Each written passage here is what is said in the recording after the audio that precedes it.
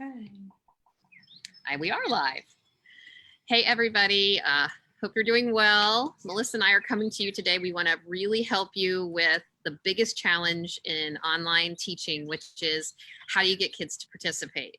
So we did a video sharing what we feel are the two keys, and that is engagement and relationship.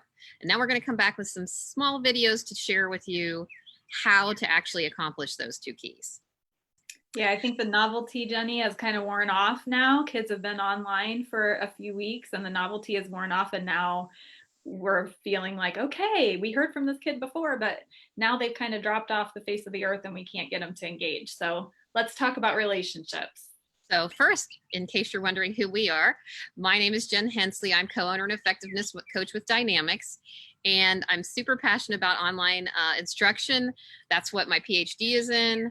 I've been in education for 29 years, and a portion of that was leading in a digital environment, which is where I met Melissa Voss, who's with us today. She's been in education for 23 years, has the unique perspective of being an online teacher and an online administrator, and then now she's in the traditional classroom in middle school.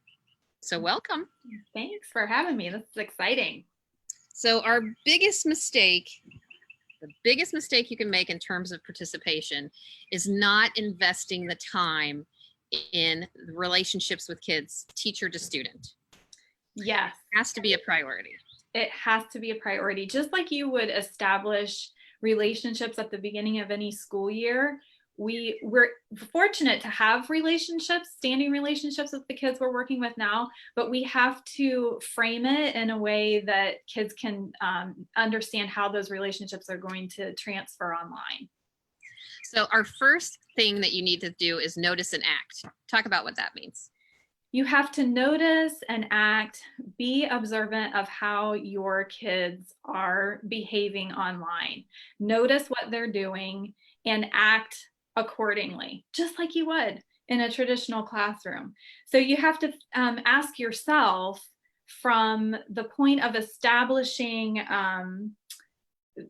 these relationships online, what happens when the students come and what happens when they don't come, and how am I going to react in both situations? Getting those.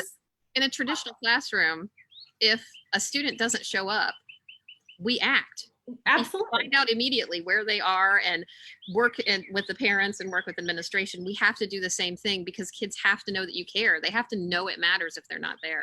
And the difference is your nonverbals aren't there anymore. I can give looks in the classroom, great looks, and my teacher face look.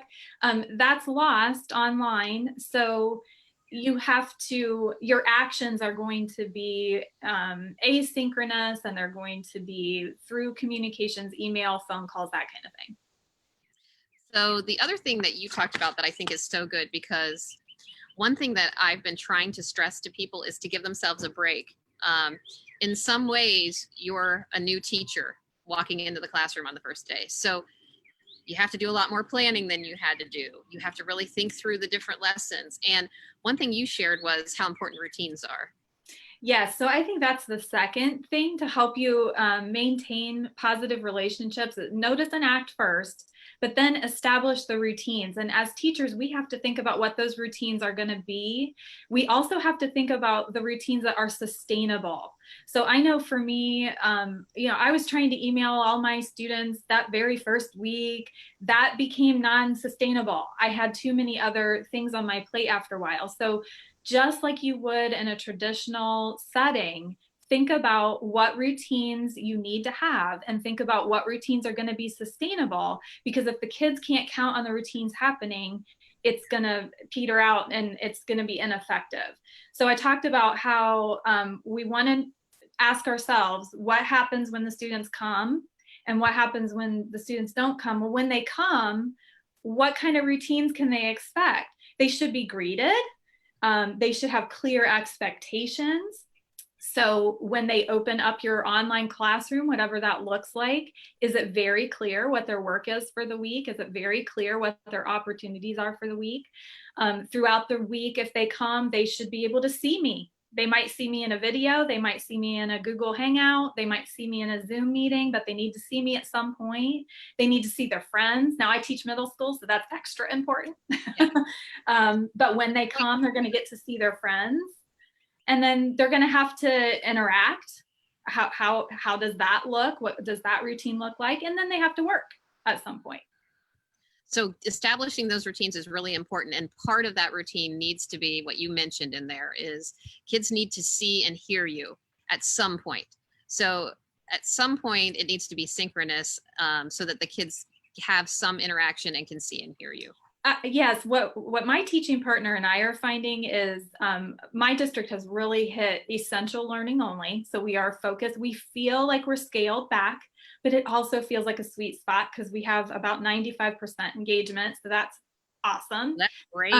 So what we're doing is they have asynchronous opportunities. It's very clear when they log in what they're supposed to accomplish in the week, but then we offer a couple of times a week that synchronous time with us. That is it's a lesson. If they come, there's a payoff. If they come, they understand. It's not just a open office hour, come and ask your question type of thing. We're going to really, really help them. We're also finding that synchronous opportunity is something that our parents are taking advantage of. They can hear it straight from the horse's mouth what their kid's supposed to be doing. So it's been a great relationship builder with parents as well. Well, and I wanted to share because in those synchronous live times, which I'm doing with adults facilitating adult meetings, and sometimes you don't know how many people you're going to have 20 plus people in there. Right. A way to show that you care, a way to interact is to do what I call a centering activity, and we do them in our regular meetings. But some of the ways that I do it is just do a quick check-in.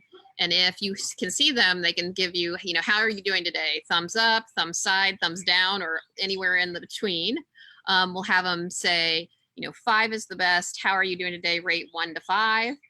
And if you have a smaller group and you can enable each one to interact, I'll say like, what's your hashtag today that shows your current mood or your word of the day?